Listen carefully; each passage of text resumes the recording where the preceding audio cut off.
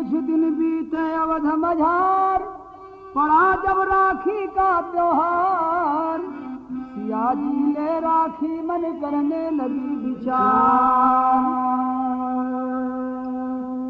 राखी का मतलब नहीं है महाशय कि बहिना ही अपने बीरन को ही बांधे, राखी है रक्षा जो जिससे हो रक्षित, समझ लो स्वयं उस स्वजन को ही बांधे। राखी असुर सुर मुनि नाग किन्नर, देखा है 14 भुवन को ही बांधे, राखी लिए कर जनक नंदनी जी, सोची कि देवर लखन को ही बांधे। ले राखी उस बार सिया जी, चली गुनत तत्काल, लखन लाल के हाथ में बांधी हो खुशहाल। सावन के पूर्णिमा के दिन रक्षाबंधन के रोज माता जानकी अपने हाथ में राखी लेकर सोचत है कि हम के बांधी हमारे भाई के। सोचत सोचत लक्ष्मण जी के पास पहुंच के उनके हाथ में राखी जब बांध दिलिन है तो भगवान रामचंद्र जी बगल में बैठल हुन मुस्कुराए लगलन। तो भाव हो, रे बधैया दे दे नाचे अप्सरा, सिया जी राखी बांधी लक्ष्मण के चलैया, बधैया दे दे नाचे अप्सरा, सिया जी राखी बांधी लक्ष्मण के चलैया, बधैया दे दे नाचे अप्सरा, सिया जी राखी बांधी लक्ष्मण के चलैया, बधैया दे दे नाचे अप्सरा।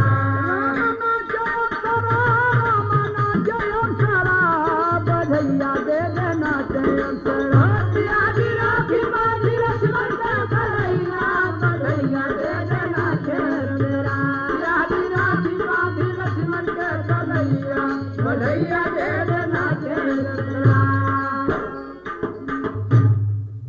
ले राखी उस बार सिया जी, लखन लाल को दीनों बान, लख कर ऐसा समय सुहावन, मन में खुशी हुए भगवान।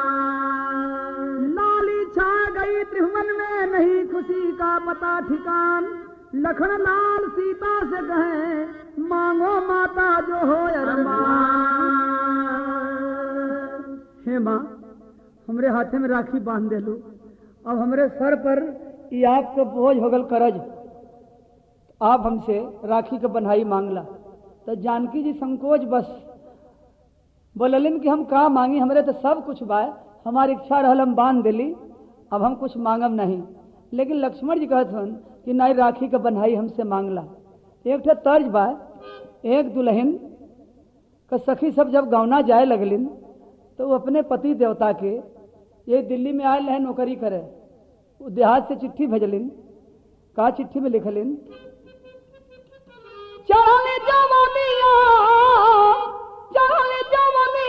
मार मोरे राजा, गवनवा ले जा, गवनवा ले जा, गहन में गवनवा ले जा, गवनवा ले जा, गहन में गवनवा ले जा, गवनवा ले जा, गहन में गवनवा ले जा, गवनवा ले जा, गहन में गवनवा ले जा, गवनवा ले जा, गहन में गवनवा ले जा, गवनवा ले जा, गहन में। तो भैया यही तर्ज बा है लक्ष्मण जी से माता जानकी से बातचीत हो रहल हो, और लक्ष्मण जी कहत हवन कि राखी मुझे स्वीकार मेरी माता, मंगनवा मांगा, मंगनवा मांगा, रखिया के मंगनवा मांगा, मंगनवा मांगा, रखिया के मंगनवा मांगा, मंगनवा मांगा, रखिया का मांगे लो माता जो इच्छा तुम्हारी, मांगो माता जो इच्छा तुम्हारी, ले लो जो वस्तु हो तुझको प्यारी, ले लो जो वस्तु हो तुझको प्यारी, करके खूब गौर विचार मेरी माता, मंगनवा मांगा, मंगनवा मांगा, रखिया के मंगनवा मांगा, मंगनवा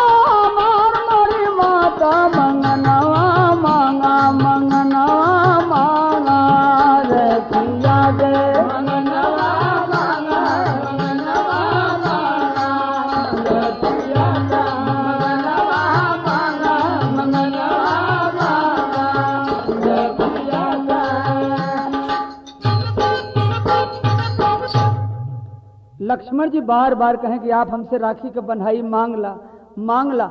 माता जानकी बोली कि भैया हमरे पास कौन चीज का कमी है, सब कुछ तो प्रभु देले हवन, का कमी बा कि मांग ली, हम कुछ ना मांगब। लेकिन बार बार लक्ष्मण जी यही कहे कि आप मांग ला मांग ला। तो माता जानकी जी बोलिन कि अच्छा एक काम करा कि जवन कुछ हम राखी के बंधाई मांगी दे सकेला। लक्ष्मण जी कहें कि अगर आज प्राण भी राखी के बंधाई में मंगबू तो हम दे देव। फिर जानकी जी बोली कि सोच समझ लो लखन लाल, यदि हो हिम्मत तो बोलो। लखन लाल माता से कहे कि जो इच्छा वो ले लो, बधैया दे दे नाचे अप्सरा। वस्तु तीनों लोग की तो माता ऐठैया, बधैया दे दे नाचे अप्सरा।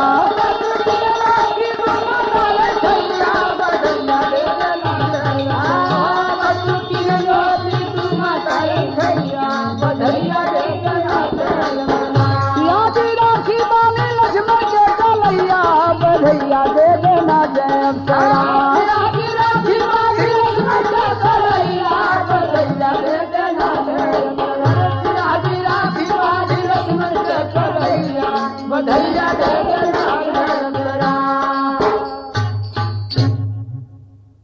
अगर राखी के बंधाई में आज प्राण मंगबू तो हम प्राण भी दे देव। तो जानकी जी कहलिन कि जरा सोच समझ के बोलिहा, हम मांगे थे लेकिन मांगे के पहले हमें 3 वचन आप दे दे। तो लक्ष्मण जी 3 वचन दे के वचनबद्ध हो गई। तो जानकी जी मांगत का है, वचनबद्ध करवा के सीता लखन लाल से कही वचन।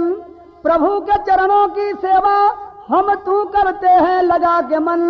दाया चरण आपके हिस्से, बाएं का मैं करूं पूजन। आज से दोनों चरण की सेवा मेरे जिम्मे छोड़ो लक्ष्मण। देखें बड़ी गूढ़ चीज मंगलिन। रामचंद्र जी जब खाए पी के रात के सुते लगे, आराम करे लगे, तो दोनों जने झगड़ा करें चरण सेवा करे बदे। जानकी जी कहें कि हम दोनों चरण का सेवा करब, और लक्ष्मण जी कहें कि नहीं हम सेवा करब। तो भगवान दोनों जने के एक एक चरण का सेवा बांट दिलन।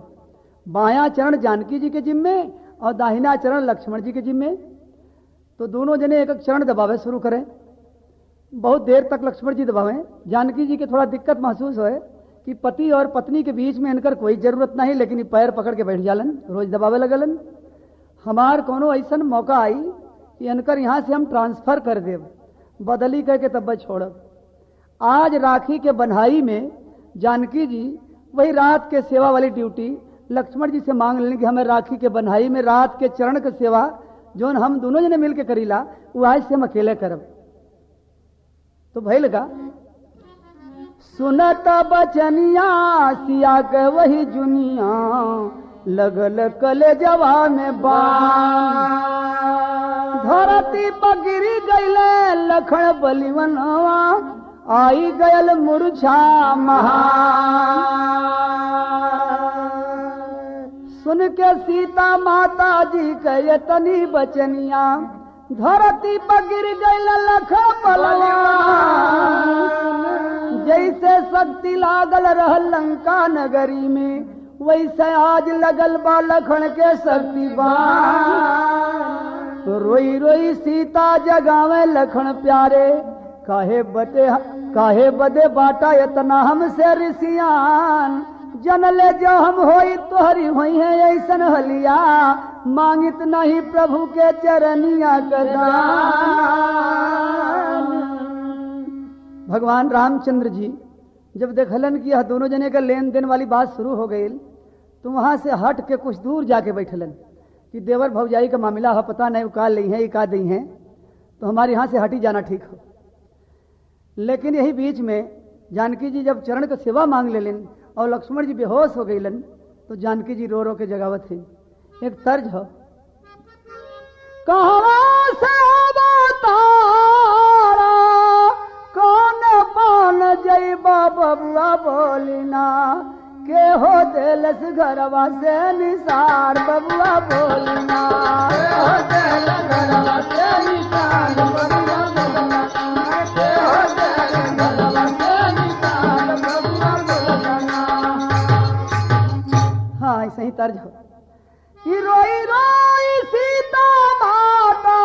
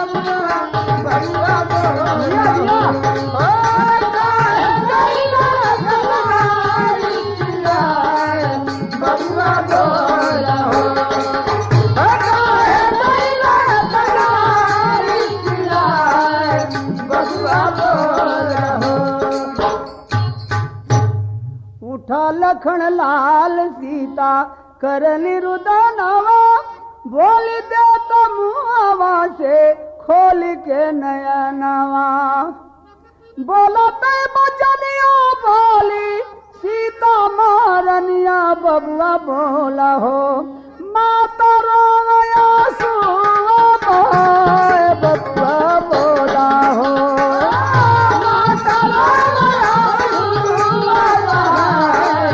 बबुआ बोला हो माता रोया बबुआ बोला हो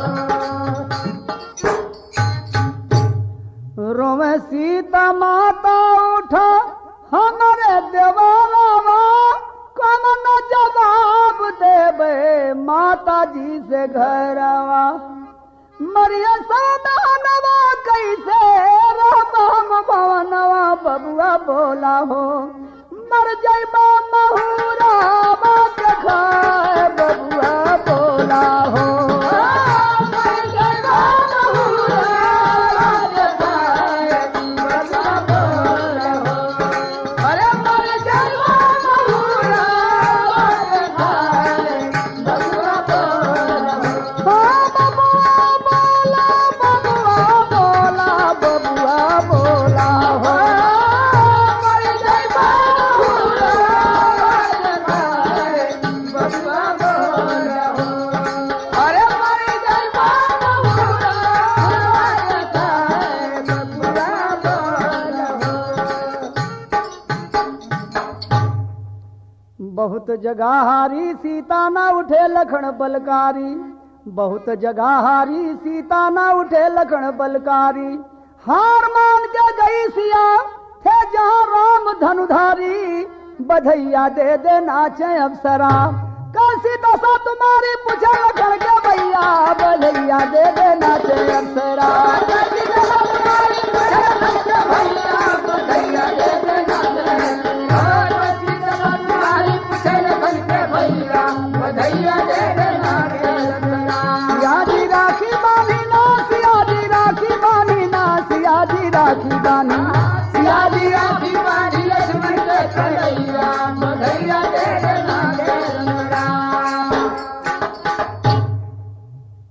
ए भैया जानकी जी अपन बहुत कला लगाए के रोए के गाय के कपार पीट के हार गईलिन लेकिन लक्ष्मण जी जगलन नहीं इतनी बड़ी शक्ति उन्हें लग गई बा रोवत रोवत लक्ष्मण जी के वहीं छोड़ दिलिन है रामचंद्र जी के खोजे लगलिन तो भगवान कुछ दूर जाके अपन चुपचाप बैठल हुवन और जानकी जी वहां खोजत खोजत रामचंद्र जी के पास जब पहुंचलिन है तो रामचंद्र जी मुस्कुराए के पूछत हुवन का हो तुहार देवर तुम्हें ठीक से राखी का बनाई नहीं देलन का रोवत हो तो जानकी जी प्रभु के चरण पर गिर के और बहुत जोर रोवत है कि प्रभु आप हमें यह कलंक से बचाए लें और नहीं तो हम अपन प्राण दे देव।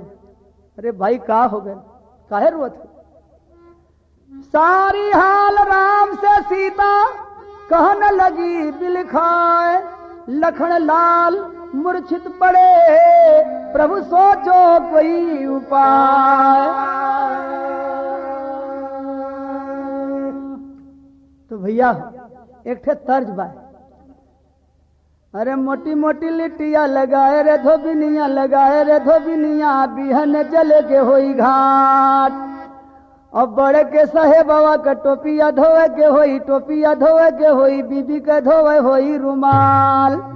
तो तर्ज यही बात भगवान रामचंद्र जी जानकी जी से कहते हैं कि आप थोड़ा घाटा में पड़ जाइबू लेकिन लक्ष्मण जी जाग जाइए एक ही उपैया बा यही समैया कहता हूँ समझाए एक ही उपैया बा यही समैया कहता हूँ समझाए अगर तुझे मंजूर हो बोलो करना ना इनकार सजनिया मोरी है सजनिया मोरी मान ले बुबतिया हमार हो सजनिया मोरी मान ले बुबतिया हमार हो सजनिया मोरी मान ले बुबतिया हमार हो सजनिया मोरी मान ले बुबतिया हमार हो सजनिया मोरी मान ले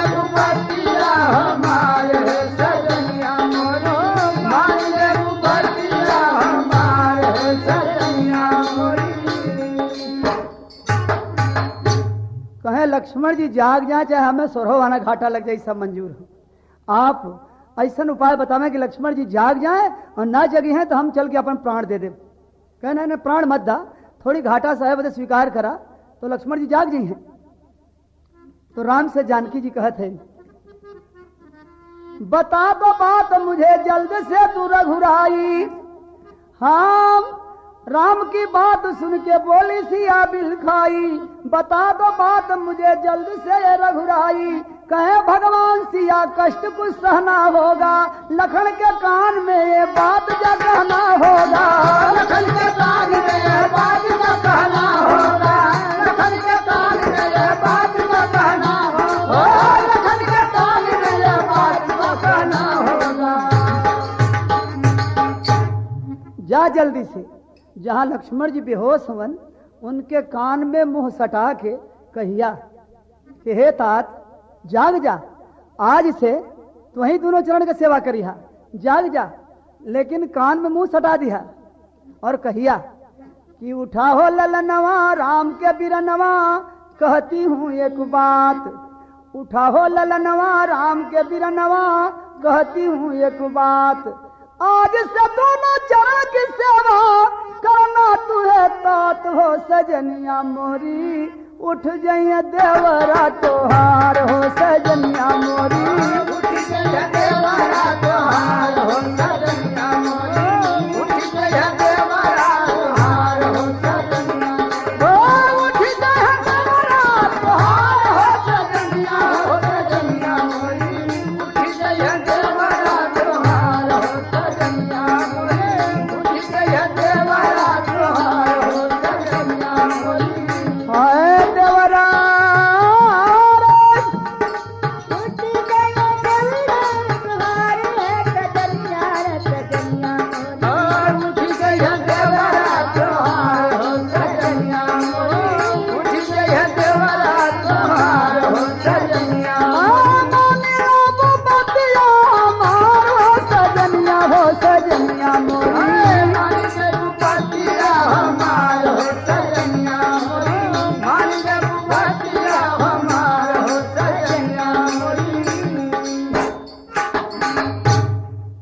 यह काम करा जल्दी से, नहीं तो लक्ष्मण जी उठिए नहीं। उदा तो हनुमान जी लिया के सजीवनी बूटी पिया दिलन लंका में जब शक्ति लगल रहल। लेकिन आज ये तोहरे हाथ में दवाई हो और तू जाके जल्दी से उनके कान में कहा कि हे तात जाग जा, आयु से तो ही दोनों चरण के सेवा करिहा, तब उठी है, न तो लक्ष्मण जी ना उठी हैं। तब तो जानकी जी के बड़ा तकलीफ भैल। ये तो भगवान हमारे ड्यूटी वहां से बदल दिलन। हम सोचली कि लक्ष्मण का ड्यूटी बदलब, ये हमारा ट्रांसफर कर देते। अरे कहे कि जल्दी से जाके दोनों चरण के सेवा लौटा दवन है। तो देखा भैया अब तर जा गई पंधारी दद्दा वाली। अरे पड़ गई धजल में नारिया दुनारिया। पड़ गई धजल में नारिया दुनारिया। पड़ गई धजल में नारिया दुनारिया। राम दुनारिया राम दुनारिया दुनारिया। पड़ गई धजल में नारिया दुनारिया। पड़ गई धजल में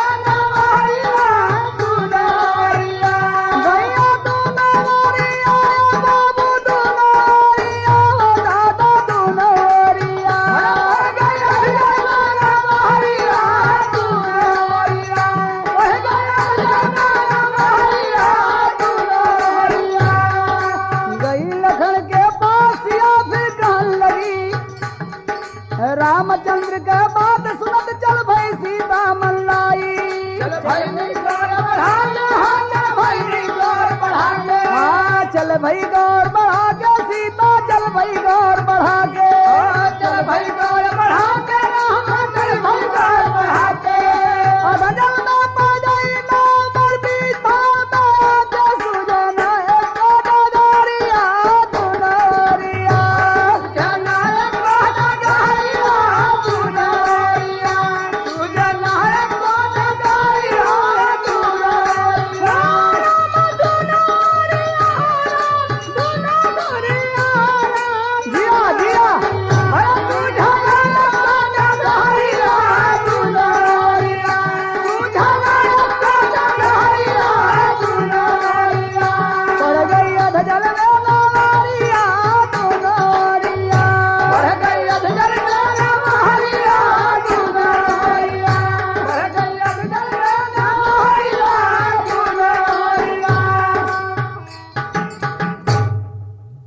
जानकी जी सोचत हन कि हम तो दोनों ओर से गईली, चरण के सेवा भी गयल और हमार रात वाली ड्यूटियों चल गई।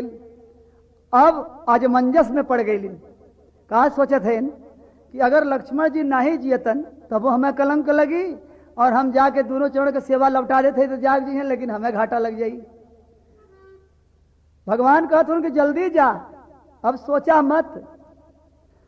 तो जानकी जी कहा सोचत है, अगर चरण का सेवा चाहूं टूटी लखन से नाता, और टूटी लखन से नाता भैया, टूटी लखन से नाता, टूटी लखन से नाता, टूटी लखन से नाता। एक चरण हमारा ऐसा था वो विदा विधाता जंग मनोरिया दुनरिया, जंग मनोरिया दुनरिया, जंग मनोरिया दुनरिया। एक चरण हमारा ऐसा था विदा विधाता जंग मनोरिया दुनरिया, जंग मनोरिया दुनरिया, जंग मनोरिया दुनरिया। पड़ गई अधजल में नारिया दुनरिया, पड़ गई अधजल में नारिया दुनरिया, पड़ गई अधजल में नारिया दुनरिया। आखिर के जहई के पड़ल और जाके जहां लक्ष्मण जी बेहोश हवन उनके कान में मुंह सटा के कहते हैं, गई लखन के पास या तब कहन लगी सगुचात, कहन लगी सगुचात, रामा कहन लगी सगुचात। आज से दोनों चरण की सेवा करना तू आता, सुनते खुल गई नजरिया दुनरिया, सुनते खुल गई नजरिया दुनरिया, सुनते खुल गई नजरिया दुनरिया। गई लखन के पास सियाजी कहन लगी सगुचात, आज से दोनों चरण की सेवा करना तू आता, सुनते खुल गई नजरिया दुनरिया, सुनते खुल गई नजरिया दुनरिया, सुनते खुल गई नजरिया दुनरिया। हे तात, आज से तू ही दोनों चरण का सेवा करिहा, जाग जा। तो लक्ष्मण जी के जैसे कोई संजीवनी बूटी पिया दिलेस और उठ के बैठ गईलन। तो बैठ गईले के बाद का देखत हन कि माता जानकी की आंख से आंसू चल रहा हो, और वह आंसू के देख के लक्ष्मण जी पूछत कि हे माँ, हम हार गईली, आप जीत गईलू।